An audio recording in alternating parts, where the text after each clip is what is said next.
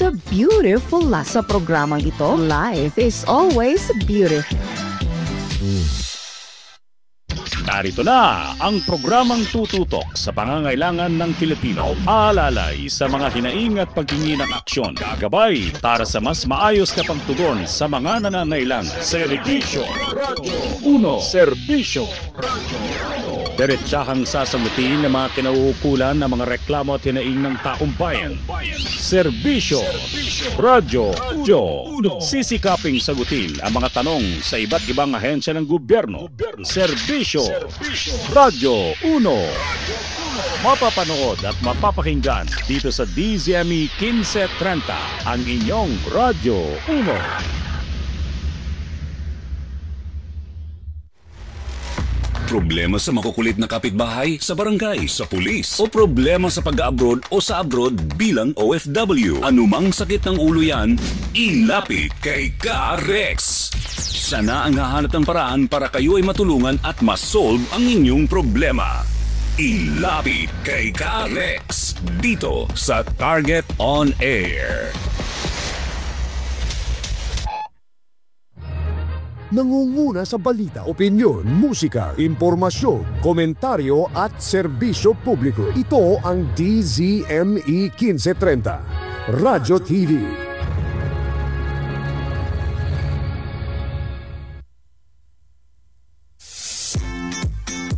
Let's have an afternoon of rich conversation to make things easy and light. No judgment, no boundary, no rules, no nonsense conversation. Just talk. Just us.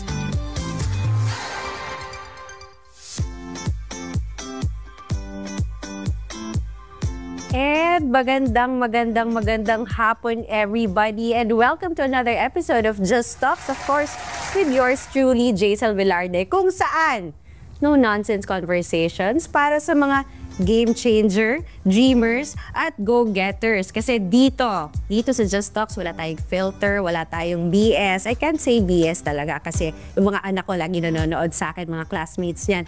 Just real talk na may laman at sense. Talaga ba, Joey? Na-miss kita! Speaking of bosses, alam nyo ba, ang bosses, hindi lang kasi yan para sa singing contest. Para sa mga magagandang bosses tulad ko, tsaka ni Joey Nunag. Sama na natin si Louie. Pang pick-up lines, pang podcast, ay, talaga naman. Pang radyo o pang marites moments. Ang bosses, yan ang pinakamalakas mong superpower. Kaya kapag ginamit mo ng tama, pwede kang magpakilig, magpasaya, magpaiyak, at pwede rin magbago ang buhay mo. Kasi hindi lang yan sa'yo, kundi pandi na rin sa ibang tao. Alam mo si Joey, pag kumakanta ito, daming napabago ng buhay nito eh. Nung baby pa tayo, bago pa tayong natutong magsalita, bago pa tayo natutong umintindi ng mga salita, umiyak muna tayo. Kasi yun yung unang iyak ng sanggol. Di lang yung simbolo ng buhay, yun ang kauna-unahang paraan ng tao para sabihin sa mundo na, andito na ako. Ang boses, simulat sa pool, ginagamit natin para mag-connect, magpakilala, at magpakalaya. Habang tumatanda, nagbabago ang tunog, pero ang layunin dapat ay laging pareho. Ang maipaabot ang katotohanan ng ating damdamin at hangarin. Di ba nga, Louie? At kung may taong isinabuhay ang mensahe niya na ang boses ay hindi lamang para marinig, kundi para makapagbigay ng inspirasyon, edukasyon at pagbabago. Naku, beshi, siya na yan. Mula sa pagiging isang bata na may pangarap sa likod ng mic hanggang sa pagiging tinig sa likod ng libo-libong characters, commercials at advocacy. Siya lamang naman ang taong ginamit ang kanyang boses hindi lang sa pagpapakyut, ay kahit sa personal, ang cute nito, ang kines, walang wrinkles, o pang-dub kundi para bumuo ng community, mag-influence ng youth at magpasok ng tech trends sa AI world. Very interested ako dito sa topic na to. Voice artist? Check. Innovator? Double check. International speaker na may halong hugot at humor? Triple check. Ladies and gentlemen, friends and family, ang voice master ng Pilipinas, the one and only Mr. Pocholo De Leon Gonzalez. Welcome po, Just Stop, Sir Pocholo. Can we just call you Pocholo ba Yes, talaga? no, Pocholo. Pocholo. Ano Choy. Choy. Ayan, pwede pala. Choy. Kasi ang haba ng Pocholo, Oo. no? Tsaka hindi siya normal sa Pilipino. Di naman. Normal naman siya. Konti lang ang Pocholo ang kilala ko eh. Ano, Pocholo Pascual. Hindi yun. Yolo yun. Ito lang, Papa P. Hawig si Papa P. Hawig.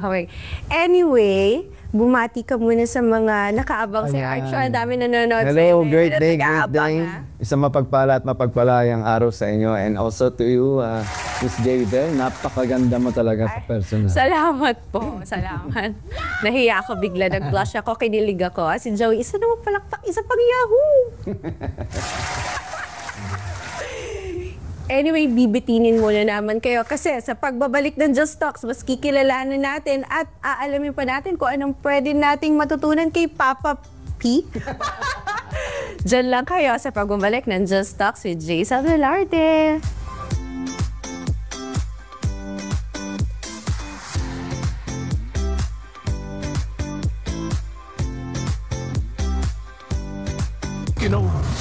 Ang mga balita, kasado ang mga komentar, kasado ang mga opinyon ng publiko, kasado ang mga legal na payo, kasado, walang maitatago, walang maiiwan, lahat mapag-uusapan, lahat kasado, kay Vic De Leon Lima. Tutok na at makiratsada dahil tuwing Lunes hanggang Biyernes, alas 12:30 hanggang alas 2 ng hapon, ang mga gusto mong marinig at malaman. Kasado kay Vic De Leon Lima. Kasado dito lamang sa nag-iisang DZME 1530. Una sa kanan, ang hipilang may paninindigan. Are you ready?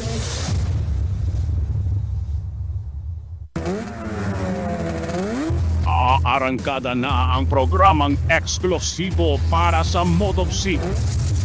Na sinalawang oras na kulita, usap at matalinong kwentuhan kasama ang mga motorcycle riders, manufacturers at dealers.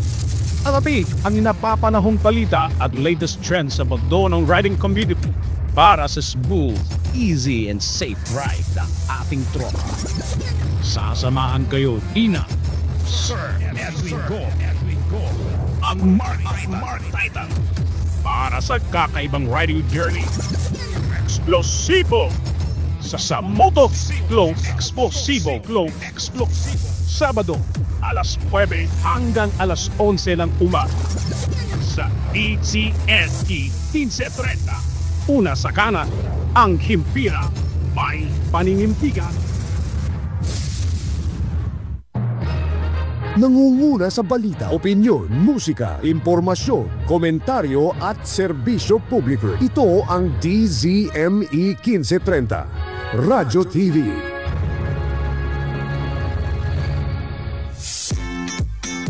Let's have an afternoon of rich conversation to make things easy and light. No judgment, no boundary, no rules, no nonsense conversation. Just talk. Just talk.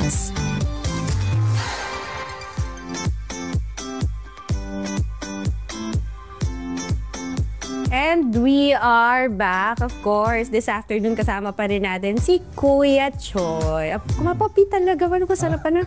Papapi, no? Papapi ng Voice World. Pwede rin. Bakit? Oo. Tingnan mo naman, no? Napakaganda ng mga ngiti. Walang ringlets ang Passion kin. and purpose. Iba yun. Pag dami pa rin ibig sabihin ng P, no? Sige na nga, Papa Choy na lang. Pero usually ang tawag talaga nila sa'yo is VM. Kasi voice master. Baka pwede mong i-elaborate sa amin, ipaliwanag sa amin kung paano nag-start yung pag-voice master mo. Bata ka pa lang ba? Mahilig ka ng manggaya? Baby pa lang ako, yung umiyak pa lang. Galing. Hindi, Fairness. nung bata kasi ako, wala kaming TV.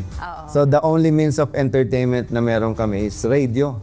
So dahil wala kaming TV, alam mo yun, nung araw, nakikinood kami sa kapitbahay, yung sa mga bintana, tapos sasaraduhan ka. Although pinsan ko yun. Pero alam mo yun, sa probinsya, magkakamag-anak kayo. Pero mas nawili ako sa radyo.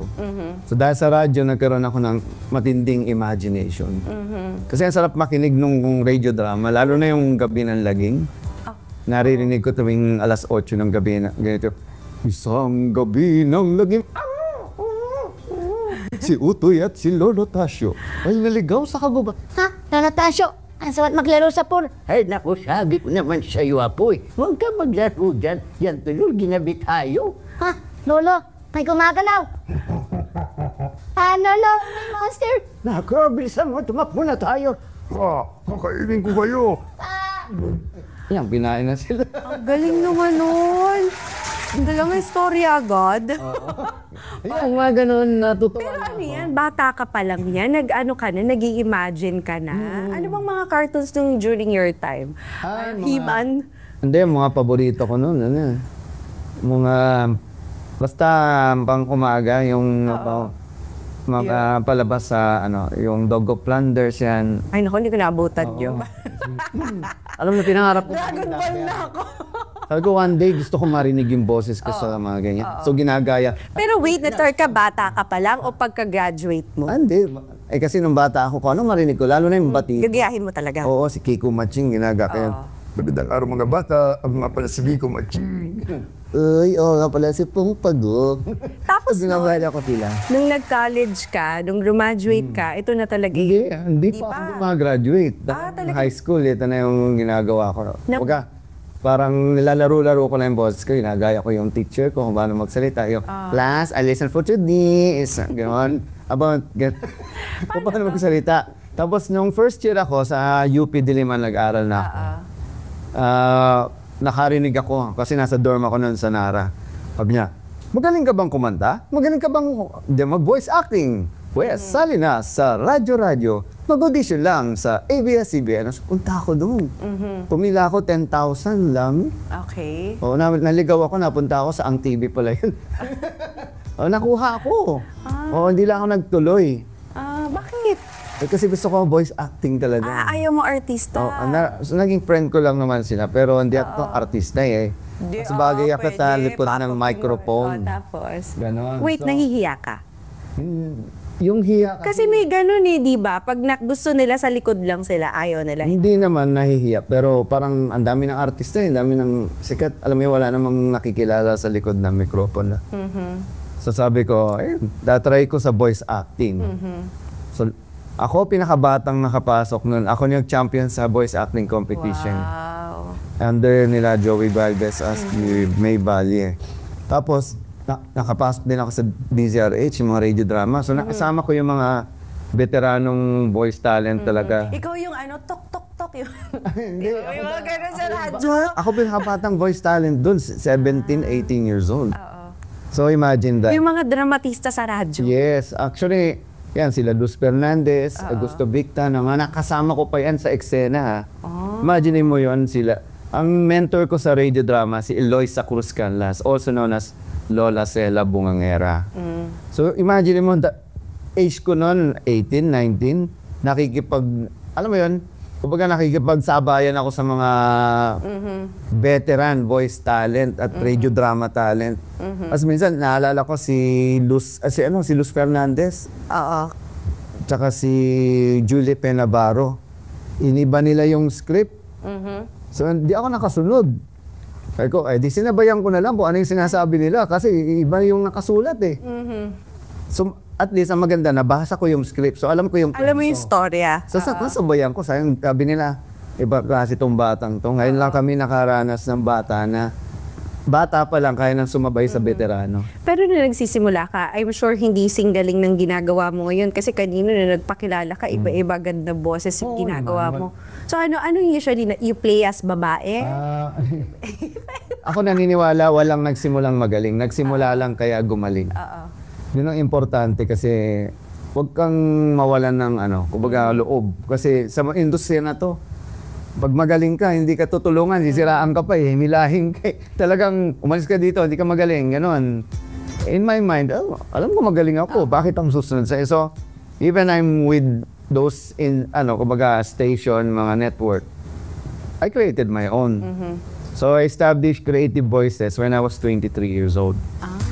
So, So ilang years ka na rin na nag-voice acting that time? Medyo matagal na rin kung 7. 17, 18, 19, 20, 21 to 23, 7 to 8 years na. Pero ano yung pinaka-first major break mo? Major break. Ano ba? Nag-aso ka ba? Ako, masasabi ko kasi hindi lang siya sa isang industry ako eh. Nag-radyo ako, nag-TV ako, nag-commercial ako, nag-dubbing ako, nag-pelikula ako. Wait lang, when you say dubbing sa TV, anong dinadub sa TV? Ayan, mga cartoons. Like yung Remy, Blue Blink, Bubo Chacha. Ako yung nag-balls kay Kuro-chan. Yung, Hoy, manda ka sa akin. Ako nga pala sa Kuro-chan. Bye sa inyo! Ha! Diyan! ako si Kulat. Naku, base, kumalis na tayo dito. Ano ginagawa niyo dyan? Daling nga. Kumamata ng Nako, sabi ko naman sa inyo. Wait, baka nagboses ka kay Sedi, Batang Prinsipe. Panahon ko yun eh. Sedi, bata pa rin ako noon. Nanon, Sedi. Ano ako, pumasok ako sa Remy. Yan, Nobody's Girl. Yung batang babae. Ang naaabutan ko panahon ko rin, si Heidi. Ay, Bata ka rin nun. Sabayan, medyo nauna yan. Mga 93 yan. Pumasok ako 95, 96. Hindi ko alam si Kuro-chan. Sa Channel 13 kasi yun eh. So yung Bubo Chacha sa Channel 2 yun yung Badi, ama pala si Chacha. Sa Dragon Ball na gano'n ka. ay hindi. Hindi ka nakapag-dub sa Dragon Ball. Ibang grupo kasi yan eh. Oo. Pero kami ang mentor ko sa dubbing, walang iba kundi yung tinatawag na ama na makabagong dubbing. Okay. Mr. Danny Mandia. Siya yung talagang icon ng lahat ng icon ng director ng voice acting at dubbing sa Pilipinas. Kasi almost all ng mga naging dubbing director sa kanya nang galing eh. So, ako, dala-dala ko yung mga prinsipyo ni Sir Danny kasi wala na siya last year. So, pag sinabi mong Danny Mandia, yan ang talagang simbolo ng dubbing sa Pilipinas. Talaga. Ayun. Paano ka nag-start nitong nitong creative voices production? Ayan, magandang tanong. Kasi kung 23 ka nag-open ng sarili mong coaching, ano bang tawag? Voice acting school, no? 23 ka nag-start. Bakit? Bakit naisip? Hindi lang. Pwede naman ikaw na lang. Ayun nga. Ganun kasi ang ugali ng mga dubber, yung mga voice talent. Sila. Alam mo yung Kamag-anak Incorporated na tinatawag. Kaya tawag ko diyan kapuso, kapamilya, kapatid. So pag hindi ka parte ng KKK system nila, hindi ka makakapasok. Kailangan may kakilala ka, kaibigan ka, kamag-anak ka. So talagang Kamag-anak Incorporated. Ako lang yung naiiba eh. So hindi ako sumabay doon sa mundo nila. Bakit ako, hindi ko nga kayo kamag-anak? Tsaka ayaw nila sa akin eh. Kasi pag magaling ka, talagang dudurugin ka. Wala akong pakialam. Pag taga-UP Diliman ako, talagang ako. Sorry sa'yo. Tsaka hanggang ngayon naman, dinudurog nila ako eh. Asan ba sila? Asan ako ngayon? Diba? Ganun naman yun eh. It's been 30 years. Ano bang pinaglalaban nila? Yung kanilang kingdom ng mundo ng voice acting, artificial intelligence na. Mga takot pa yan sa mga pagbabago at AI. So wala akong magagawa doon kasi ugali nila yung kultura nila yan eh. Diba? Ako, gumawa ako ng sarili kong kultura. Ang goal ko is number 1, to destroy the culture of greediness, selfishness, and ungratefulness, but to create a culture of sharing, giving, loving, and caring. That's why at very young age of 16, I created Voice of the Youth Network. Na kung saan... So at 16, meron ka na? Yes, organization. Doon ako nagsimula. Yung sa volunteer. Okay. Tapos nagkaroon kami ng show dito sa DCME. Yan nga, sila Joey, yan si Sir. Yun nakakaalam mga kabatch nila Joey Nunang to, no? Oo. Kasi... Tsaka ni Nicole. Yeah.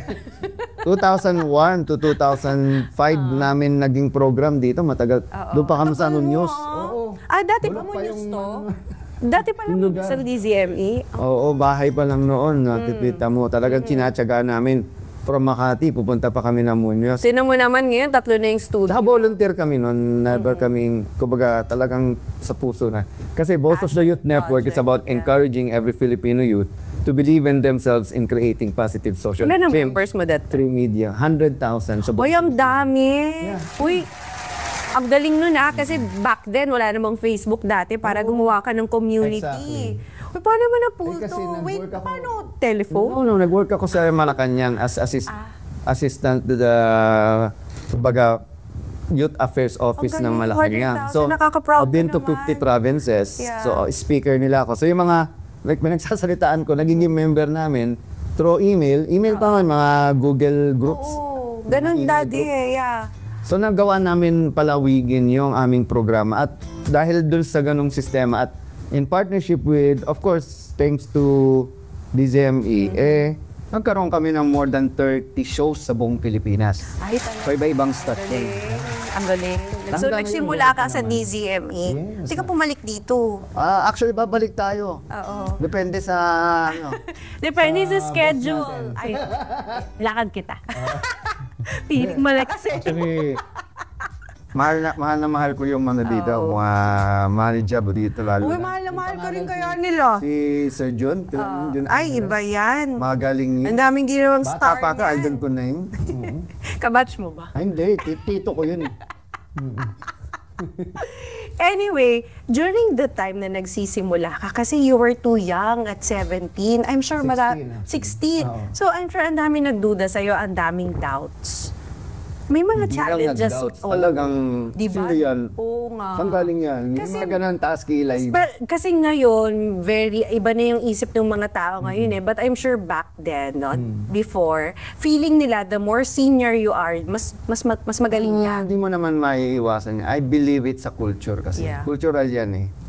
But then again, isa sa mga itinanim ko sa isip ko is respeto. Oo. Either gawin ka na mabuti o masama. Oo. Still, nauna yan eh. Pero ano yung usual challenge na talagang hinarap mo back Eh then? yung naagawan ka ng project, yun sa'yo na, tapos biglang, ay hindi ka kamag-anak, hindi ka kaanak. Bibigay sa iba kahit di bagay. Talaga? Kahit ikaw na yung... Kahit ikaw na nakalagay na yung pangalan mo. Yun yung pinakamasakit. Para kang pinatikim ng ice cream na biglang inagaw sa'yo. Pwede pala yun. Kahit pirmado But na. I think that... Or not unless punta ka na doon. Hindi lang yung dahilan kaya ako nagtayo ng school. Kasi sabi ko, kung ganito magiging sistema ng mundo ng dubbing, lalo na ng voice acting, Oo. eh, ano mangyayari sa future? Which is, I can claim 80% ng mga voice talent ngayon at alam nila yan. Hindi nila pwedeng i-deny, may resibo ko eh. Picture nila, video nila. Kasi ang problema, pag napasok na sa mundo, nakukurap din eh. Nagiging money-driven, yun ang ayoko. Oo. Doon sila against doon sa prinsipyo ko na wag mong gawing pera yung motivation mo, kundi yung art ng voice acting. Kaya ako, hindi ako nagpapabayad. 80% na works to, hindi bayad. Ang ganda ng sinabi mo, kaya ba nag-start dito yung word na pochology? Yes, Pochology, the principles and psychology of Pochology. Paano to?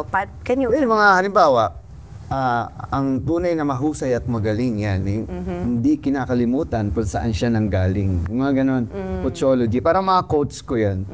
Diba? Ano bang usually core value ng pochology? Basically, value ko bilang tao. Na sinishare mo? Oo, ako yun eh. Kasi para kung si Jose Rizal, kasi I always believe na there's always Rizal in every us. You just have to decide anong klaseng tao ka. Kasi either be good or bad, it's a decision eh. Pwede ka maging masama, pwede ka maging mabuti. So saan ka pipili? Kasi I always say na I always choose to be kind and good rather than to be right. Kasi lagi akong tama eh, pero mas pinipili kong maging mabuti para wala na maka-apekto. Kasi sa mundong tong sobrang sama na ng ugali ng mga tao, sasama ka pa ba sa kanila? Ikaw na yung maging mabuti. Ikaw na lang yung umintindi. Ikaw na lang yung mag-adjust. Kasi wala namang mananalo eh. Kahit iblaban mo yung sarili mo, tama ka.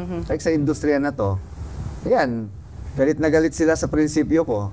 Eh, anong problema nyo doon? Eh, di gumawa kayo ng mas magaling sa kaya kong gawin at nagawa ko. Eh, hanggang ngayon, wala pa naman nakakatapat kahit gaya-gaya lang naman. Tapos di rin alam mo yung pinagkakakitaan lang nila, magbo-workshop kunwari ng voice acting. Mangangakuan ng wala namang kasiguran. Eh, ba't ka mag-workshop? Wala ka namang kumpanya. Eh, ako automatic, lahat ng mga magagaling at mga mabubuting estudyante ko, kinukuha ko sa company ko para paging dubber.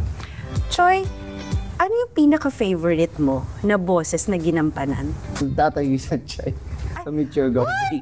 Ikaw, ay, naku, panahon ko yan.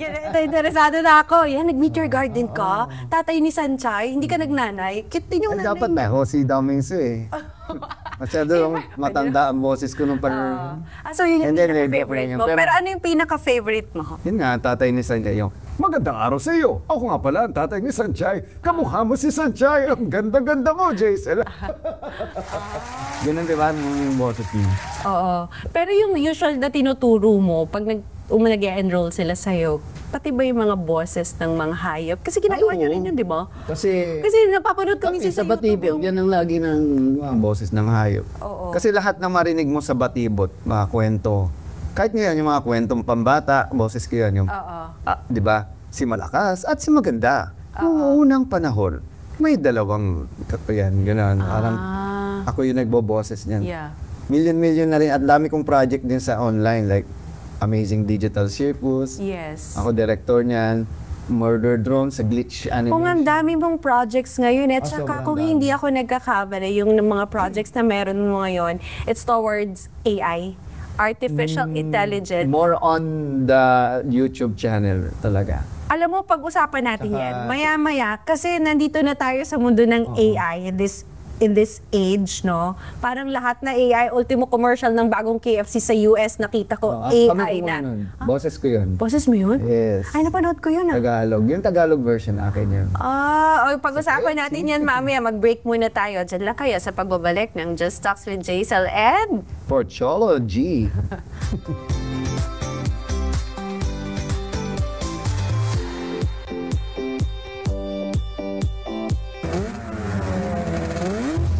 Arangkada na ang programang eksklusibo para sa Motosio. Tanda sa 2 oras na pulita, usap at matalinong kwentuhan kasama ang mga motorcycle riders, manufacturers at dealers. Alamin ang napapanahong balita at latest trends sa mundo ng riding community para sa smooth, easy and safe ride na ating tropa. Sasamahan kayo Nina, Sir Edwin Bo at Mark Titan para sa kakaibang riding journey. Explosivo sa Motosiplo Explosivo Sabado alas 9 hanggang alas 11 lang tuba sa DCME 1530. Una sa kanan ang Kimpihaw may Palinimpihan. Ang mga balita, kasado ang mga komentaryo, kasado ang mga opinyon ng publiko, kasado ang mga legal na payo, kasado walang maitatago, walang maiiwan, lahat mapag-uusapan, lahat kasado kay Vic De Leon Lima. Tutok na at makiratsada dahil tuwing Lunes hanggang Biyernes alas 12:30 hanggang alas 2 ng hapon ang mga gusto mong marinig at malaman. Kasado kay Vic De Leon Lima. Kasado ito laban sa Regisan DCME 1530. Una sa kanan ang himpilang may paninindigan. Are you ready? Nangunguna sa balita, opinyon, musika, impormasyon, komentaryo at serbisyo publiko. Ito ang DZME 1530, Radyo TV.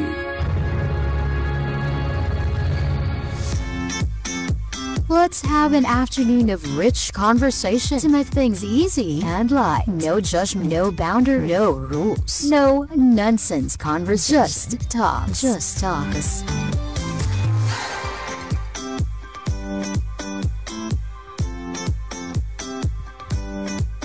And of course, andito ulit tayo. Siyempre, kasama pa rin natin si Kuya Choy. Nandito papapi, Kuya Choy. Ano kaya susunod na itatawag nila sa'yo? Ang dami mong nickname.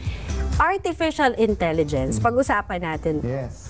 Kasi napapanahon yan ngayon and most of that, hindi lahat nakakaalam ng AI. Yes. Pero ito, pinasok na ng school mo. Hindi. Actually, pinasok ko to more than 15 years ago. Nauna ka pa? Nag-program kasi ako. Oo. Programmer din ako. Oo.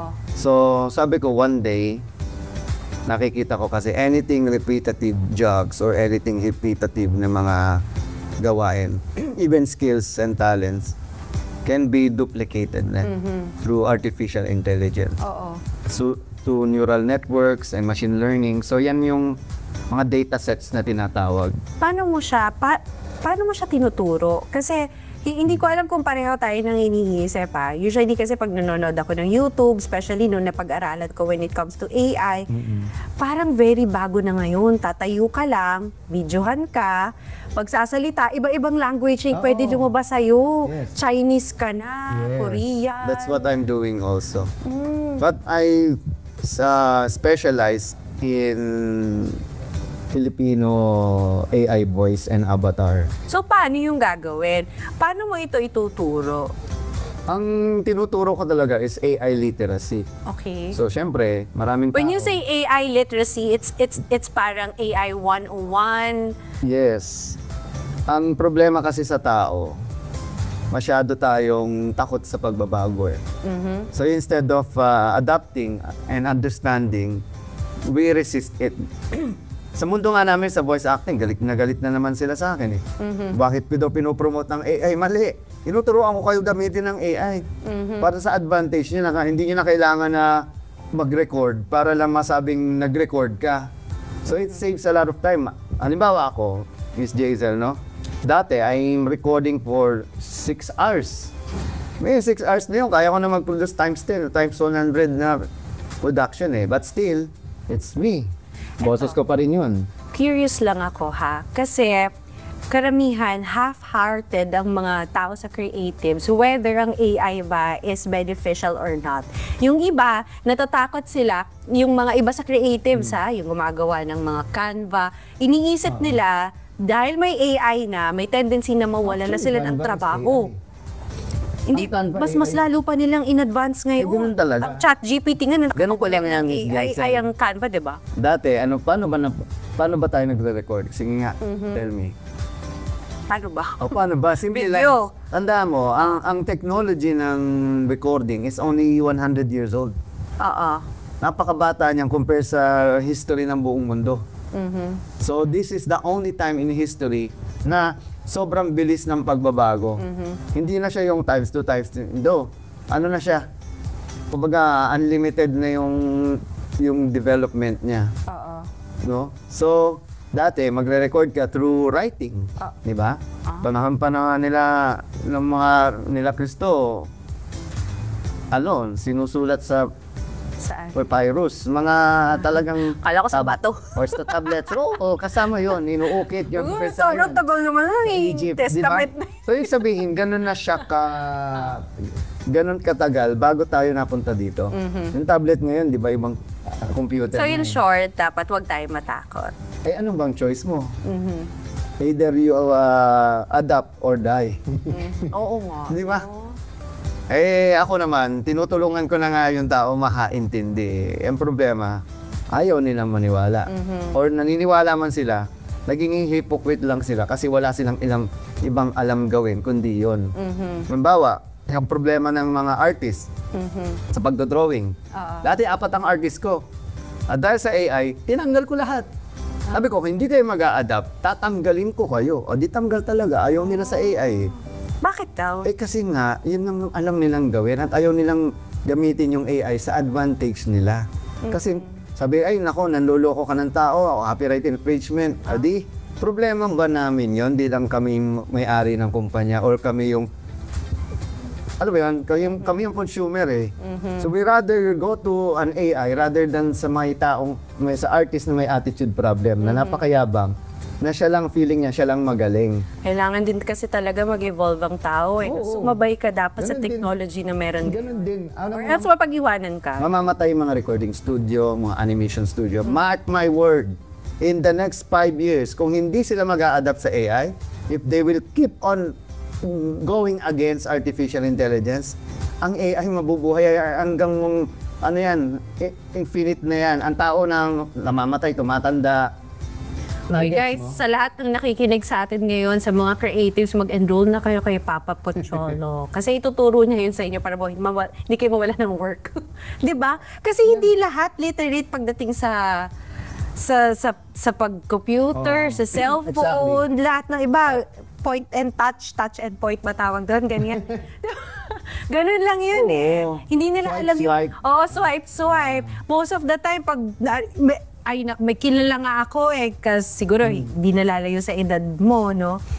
takot na takot mag-enter, baka nang magkamali siya kung ano mapindot niya. So, ultimo paggamit ng Diba? Google, Yun na nga lang. kailangan mag-evolve. Ito ha, Miss Jaisel, imagine mo, kung ikaw mismo takot ka na sa computer, paano pa yung AI? Hindi computer ang AI. It's another entity. Sabi mo na para siyang alien. It moves on its own. One day, we cannot control AI anymore, not unless you have the values. Kasi ang AI is just multiplying factor of who you are. Siyempre, hindi ka gagawa ng AI na hindi mo ginagawa. Like ako sa voice. Kaya ako in AI. Kasi voice, ang AI ko, accounting. Pakialam ko sa accounting. Kasi lahat ng industry may AI na. Oo nga. Sabi nga, di ba, sa stocks, sa trading, sa forex trading, sa mga marketplace, sa lahat may AI na. No? Kasi ngayon, kumikita one day darating ang panahon, mas mayaman ng AI entity kaysa sa tao. Oo. Kaya niya na mag-trade mag-isa. Maniwala ka, magugulat ka. Pag hindi natin na-control ang sarili natin para mag-control yung AI, ang AI ang ko-control sa tao. Darating ang panahon. Yan tinatawag na singularity. Darating ang panahon. And it's happening right now. Pero curious ako, ano-ano ba yung mga course na meron sa'yo? Iba-iba ba siya? Hindi, ang focus ko talaga is to use your voice and humanize AI. Paano ba mong gagawing tao ang AI? Like ako, kasi uso na ngayon yung tinatawag na mga faceless Faceless avatar. Faceless. So gagamit ka ng ibang avatar, ng ibang karakter. Ay, parang yung sa Facebook, gagawa ka ng sarili mga avatar. Hindi nag-exist yun. So it can become someone else, pretending to be something else. Parang si Senyora. Oh yan, si Senyora. Lalaki yan. It's a group of people pretending that it's another character na Senyora. Na either makipag-collaborate ko dyan, may tirahin yan. So, yun yan. Ang problema sa faceless, walang responsibility, walang accountability, at walang sense of ownership kung sino man yan. Unlike ako, ang tinuturo ko, magkaroon ka ng avatar mong ikaw. Para mayroon kang sense of, di ba? Sense ng authority, number one, di ba? Accountability, responsibility, and kumbaga ikaw yun. So, pwede rin pala mag-enroll sa'yo yung mga marketing team. No? Oo naman. Lahat actually may training ako katatapos. Hindi lang pang voice pang voice acting yung sa'yo. Actually kami sa dubbing namin, 80% tinanggal ko na yung mga dubber ko masasama ugali. Kasi parang parang lahat na kayang i-cover ng ng tinuturo mo. Exactly. Kasi parang the way I see it ngayon, example, magtuturo ka ng real estate or magbebenta ka ng knowledge mo about how to put up like this, like that, paano magtayo ng construction. Kung gusto mong matap ang Chinese market, tayo ka lang dyan, gawa ka ng script, magcha-Chinese ka na. I can do it. Of course. Wala nang hindi pwedeng gawin. Ganun lang. Lahat na ma-imagine mo, kaya ko na. Mahal mag-enroll sa'yo. Depende. Sa bagay, you're paying for quality. At saka experience. Oo. Kahit sabihin mo na, ano yan Gaano katagal? Depende nga kung ano yung... May short course, may Kasi maganda nga, hindi na ikaw magpo-program. Unlike before, pinoprogram. Ito na user-friendly na ngayon In 2022, when ChatGPT came to the market, dili nagarami nagkaroon ng kaalaman yung karamihan ng tao na ito pala yung AI. It makes you so powerful that even yung mga bobo nagiging matalino. Dumali-mali sa pagsusulat or sa grammar, gumaganda ang grammar. Oo. Kasi inaayos na. So ito lang ang masama sa educational system natin. Mga estudyante ko, yung mga OJT ko, pinagbabawal sa eskwelahan ang ChatGPT. Anong klaseng, kasi alam ng mga teacher na mas magaling na sa kanila yung ChatGPT at they don't want to know ng mga estudyante. Bawal na pala ang ChatGPT. Ayaw pala. They're against. Yes, there's a lot of school until now. Did you know in China, as early as 6 years old, nag-aaral na ng AI. Kasi bakit ka mo? Pag hindi mo yan tinuruan ngayon, parang ganito yan. Binigyan kita ng dati typewriter ka, mananatili ka sa typewriter, may laptop na ako, may iPad na ako. May iwan? Wala. Bakit? Ganun ang gobyerno natin. Ayaw talagang gawing matalino yung tao para manatili sila sa posisyon. Gano'n. So, ano mangyayari? Di makikipag-iiwanan. Di ba tayo na nga sa pinaka bobong mga kabataan ngayon pagdating sa literacy? Uy, nakita niyo yun? Napanood ko nga 18 million? 19 million. Imagine Hindi that. marunong umintindi. Hindi Di ba? Ang Comprehension pa lang yun. Kaya nga. Paano yung action? Di ba? Ano mangyayari sa Pilipinas na ang layo na ng discrepancy? Pag hindi ka kasi teki ngayon, iwan ka. Hindi na pwede yung libro ngayon eh. Tapos na yung panahon ng libro. Bakit naglilibro ka? Para may kumita, di ba? Tanggalin mo na yung libro. Sayang nga. Mga may school din sa Amerika na walang teacher, AI ang natuturo. They only learn for 2 hours. And the rest of their day, mag-aaral sila ng public speaking, how to communicate, how to do deals, entrepreneurship. Dito, nag-K-12 ka pa, wala nang kwenta yun, di ba? Pagka-graduate, wala namang senior high, wala namang trabaho magbibigay. At saka wala na rin kwenta ang mga diploma ngayon.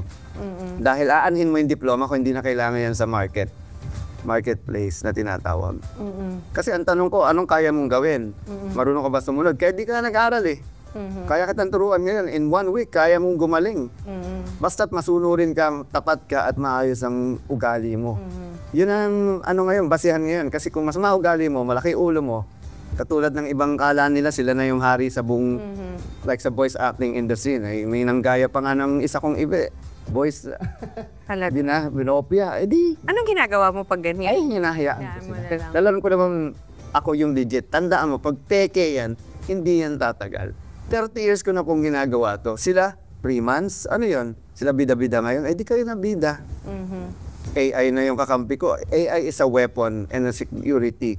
Siya din yung defense mo against people na instead na kumuha ka pa ng tao, AI ko na lang yan. Bakit? May tinatawag na speech-to-speech. Na boses mo, kaya akong maging babae. Akong aarte, kailangan pa ba ng talent? No way. At may na-invento ko, speech-to-speech, nagbabago. I'm with AI Dubs ng with UP Diliman AI, or AI department. So ako yung reference point nila, boses ko yun. So imagine mo, boses babae, magiging boses mo ko. Ganun. So ano pang use ng mga dabberer representative the feature na lang? Ngayon pa lang yung voice over, yung mga pabida sa TikTok na pa-English. Wala, mas magaling pa yung AI sa kanila. Hello. Oo. Diba? Actually, ako personally, parang interested ako.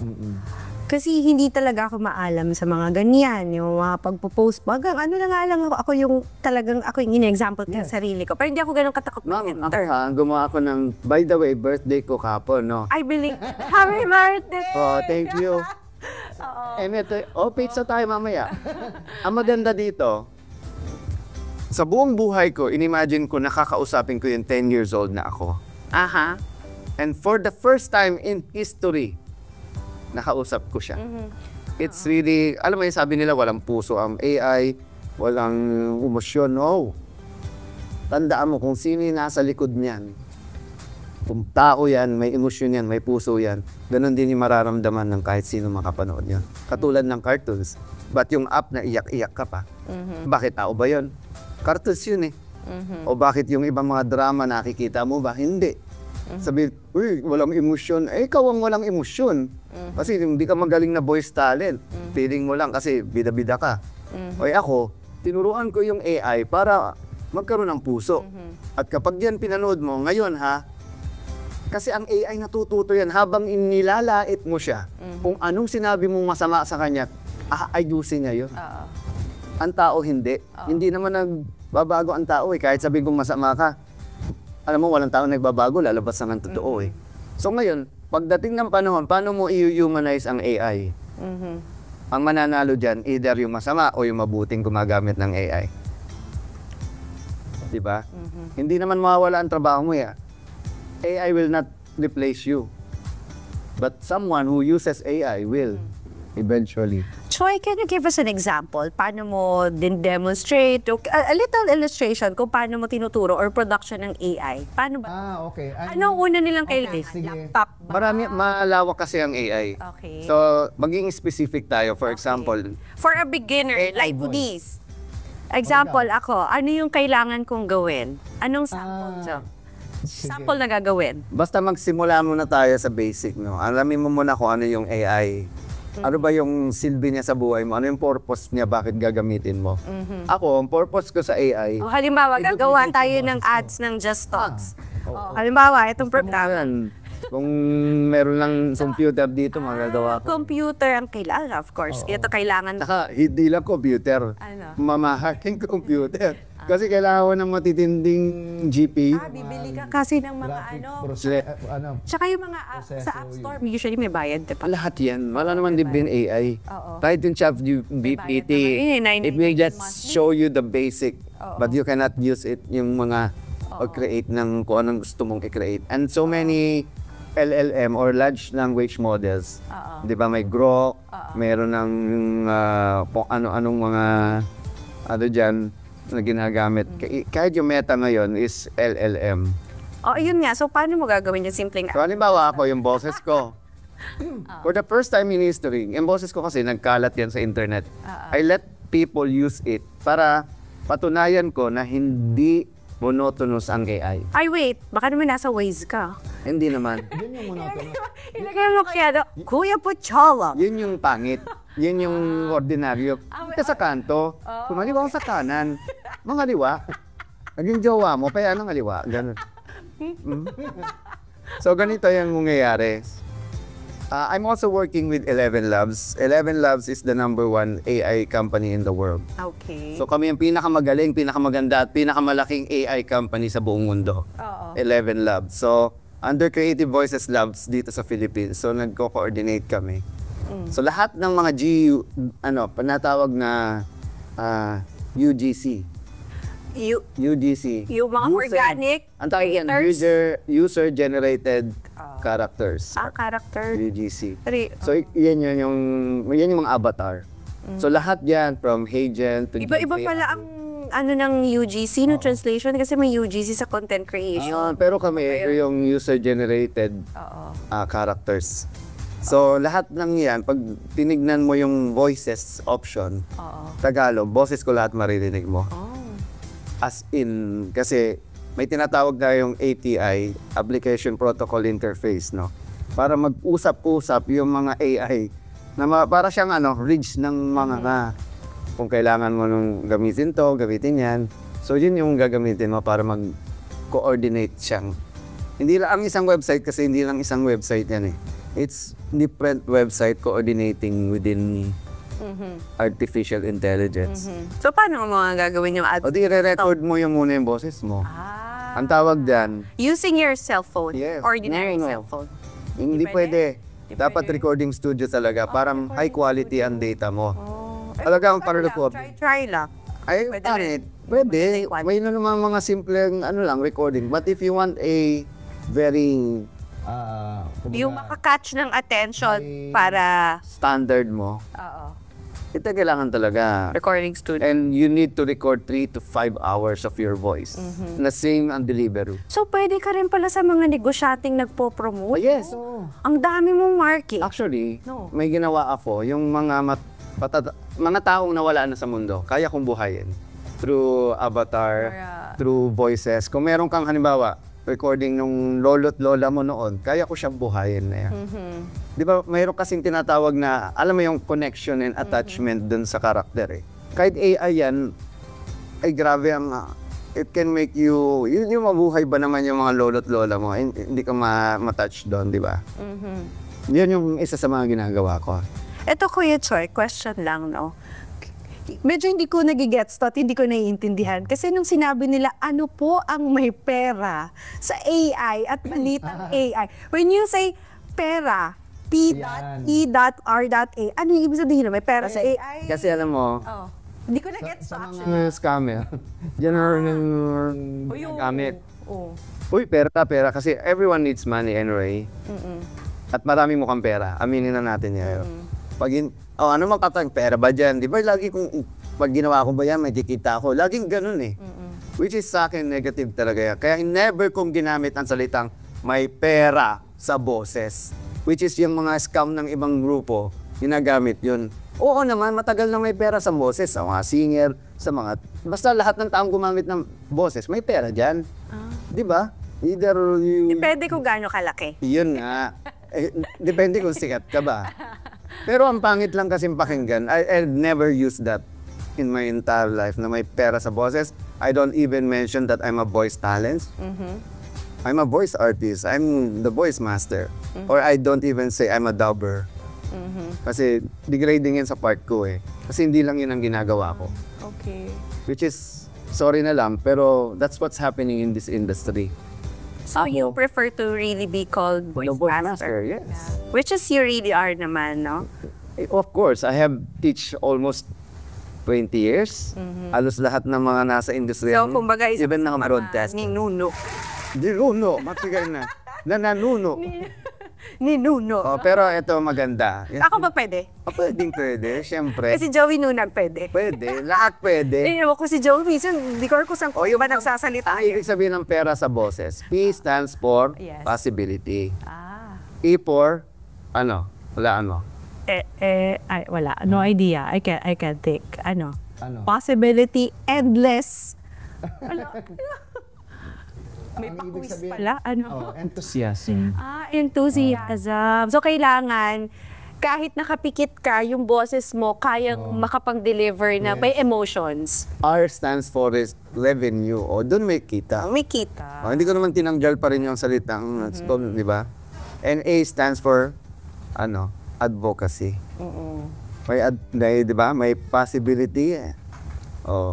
And enthusiasm, revenue, and advocacy sa AI. So, doon ko ginawa yung AI literacy program. Tuturuan ko, kasi hindi pwedeng general AI, malawak yan. So, magpipilian mo, parang i-segmentize mo yan kung saan interesado yung tao. Kasi hindi naman lahat yan papasukin mo eh. Hindi yan general na parang sinabi mong accounting. Di ba? Yun, specific yun. Pero sa accounting, meron ding segment yan. Sa media, sa graphic design, sa video production, sa, di ba? Yun, iba-iba. Marami malawak yan. Kaya hindi pwedeng isahin mo lang yung AI. Pero for me, ang AI, authentic innovator. Dapat bilang isang tao, we are artificial intelligence, authentic innovator. Ang galing. Kasi AI, parang ano yan, kilala niyo si Iron Man, di ba? Si Iron Man, kilala mo? Kilala ko. Sino? Robert Downey. Hindi, yun yung on pistols. Si Tony Stark, character na. Yes, Tandaan mo, it's the same thing as what we are. Like ako, halimbawa, ako si Tony Stark. Ang AI, si Jarvis.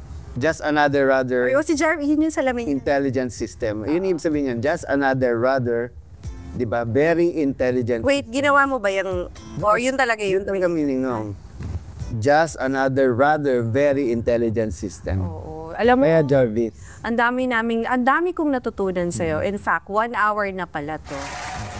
Parang gusto ko ulit ng isa pa. Sa takos, Di ba? pinapaliwanag to pa, si Jarvis ang AI. Okay. Yung iron suit, yun yung computer mo. So without, kahit matalino ka, kahit magaling ka, kahit talented ka, kahit skillful ka pa, kung wala yung iron suit mo, you cannot do it. It's, di ba? Kahit anong mo halimbawa, kahit anong equip mo, kung wala kang equipment, parang yan, galing shooter ka pero wala kang baril. Same thing. But AI is the one telling you yung tama na gagawin mo. Siya yung nagtutulong sa'yo para magawa ang... It's your secret weapon. Yes, and also your superpower. Your super... Kasi it just adds on sa'yo eh. Kasi kung masama ang intention mo, gagamitin mo siya sa masama. Kung mabuting tao ka, gagamitin mo siya sa mabuti. Yun ang AI. Ang ganda nga ng sinabi mo. Actually, at least I'm sure, hindi lang ako. Marami ring naliwanagan dito, especially si Joey at si Louie. Baka bukas mag-AI na yan. Sobra. Diba?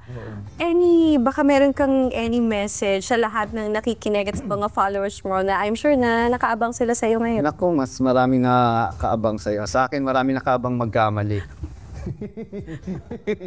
But, sorry. Pag-abang na lang kayo. Then ito ang sinasabi ko. We are now on the verge ng pagbabago ng model. This is 2025. It's like 1925. So this is the first quarter na dadaan sa buhay natin in a century. Okay. So may tinatawag tayong changing of guards. That's why the Pope just died. A lot of leaders are dying. A lot of personalities are dying. Because this is a new era. This is a new generation. So you have to understand that every generation, things change. So hindi pwedeng ikaw mismo nasanay kang mag-type sa panahon ng dapat ang tinatype mo programming na hindi na yun. Pero typewriter pa rin yung gamit mo. Diba? Dapat Evolve. Diba, ang ginagawa mong programming is sa mga Python na. Hindi nyo nga alam yun eh. Hindi. Paano pa kung dumating yung time na ang AI ikaw na yung pinapatakbo kasi hindi mo siya naiintindihan. Dapat sabayan mo siya. Or unahan mo hanggat maaari. Kasi a lot of talents, a lot of mga tinatawag na creatives, they are competing with AI. AI is not a human. The human is the man behind the AI, like me. So if you're competing, you think you are, gusto mong higitan, mas galingan mo pa sa AI at takot na takot ka, hindi mo, tutulungan kita. Huwag ka mag-alala, hindi kami kalaban. Ang kalaban mo sarili mo, na dapat yung naging mas magaling na ikaw kasi tinanggap mo yung pagbabago. Dapat yun sana ang naging ikaw. You are against your future self, not against any technology or changes. Yun, ganda ng sinabi naman ni Kuya Choi, Sir Pocholo, and Papa P. So sa lahat ng mga interested mag-enroll sa'yo, saan ka ba nila pwedeng Just Google my name. Yes, it's Pocholo de Leon Gonzalez. Hindi, who's the best Filipino voice talent? Yung tanong nila. Ayun pala dapat. So wala naman sa automatic, i-click nyo na lang. Oo, kasi just proves na kung ano yung mga nagawa na natin. Ibig sabihin, hindi ko yan kinontrol ha. It's just, alam niya kasi kung sino. Hindi mo kasi pwedeng lokohin ng AI. Hindi mo pwedeng kontrolin o imanipulahin yan dahil yung history mo pa rin yung nagmamatter. Kasi sa panahon ng AI, yung personal branding mo yung mas importante kaysa sa kung sino ka. Kasi maraming magaling eh. Pero ang tanong, amongst all the people who can do what you are doing or what you have done, what makes you different? And what makes you greater? Ako, the way I see it, you have your heart. Your heart is really there, no? It's not about pera-pera, no? Yun po yung aking gusto One reason that's why you're here for 30 long years, no? Exactly. At hindi akin nagbago. At maraming pagsubok, marami akong dinaanan. Sobrang hirap. Huwag nyo nang pangarapin. Pero until now, I'm standing, diba? Stronger than ever. Ayan, ang ganda-ganda na yung sinabi ni Coach Pocholo. So kung gusto nyo siyang i-contact, kindly message lang sa Facebook niya. Pwede siya makita or type nyo ng the best voice master in the world. Basta voice master na lang. Voice master, ikaw na din. Alright, let's see yung page ko. The Voice Master, AI Voice Master, Creative Voices. And ayun, YouTube channel ko, Tagadab TV and The Voice Master. Ayun, nasa screen natin yan. Nod lang kayo if you're in Facebook, watch on Facebook. If it's YouTube, nasa YouTube Happy anniversary At kung nandun tayo. Ay, happy anniversary, Creative Voices. Magpapapizza daw si Sir. Yes. Diba kasi birthday din niya kahapon. Ayun. So, grabe, natapos ka naman ng isang oras natin and what a ride, right? From voice acting legend to AI innovator, Kuya Pocholo really showed us that your voice isn't just for talking. It's for transforming the world. Sabi nga ni Pocholo, kailangan laging nasa puso ang gagawin mo para hindi puro pera-pera. Maraming salamat po sa lahat ng nakasama natin this afternoon. And of course, sa'yo, Sir Pocholo, thank you for the wonderful episode we had today. Actually, natutuwa ko In fact, hindi rin kasi lahat alam yung mundo ng AI. At least kahit paano nabigyang linaw mo lahat ng nakikinig at nanonood sa atin ngayon. Full of power pa rin palagi. We wish you full of power, full of purpose. Seriously, kung hindi pa kayo inspired ngayon, I don't know kung ano pa yung magpapa-inspire sa inyo bukod sa mga jowa nyo. And everyone to our audience, remember, your voice matters too. So don't just keep it to yourself. Use it to inspire, to lead, and to make a difference. This is Just Talks with Jason Velarde, where we turn every conversation into a game changer. Until next Saturday, everybody, dito lang yan sa DZME, Radyo TV. Huwag kayong aalis kasi susunod na Chillax kasama si Joanna Luna, ang barkadahang Chillax, Judea Fremy, and of course, si Mama Rems. Diyan lang kayo. Stay tuned, everybody. Stay brave and always stay real. Bye, guys. This is Just Talks with Jaisel and... Pochology, the AI voice master. Bye-bye, everyone. Maraming salamat.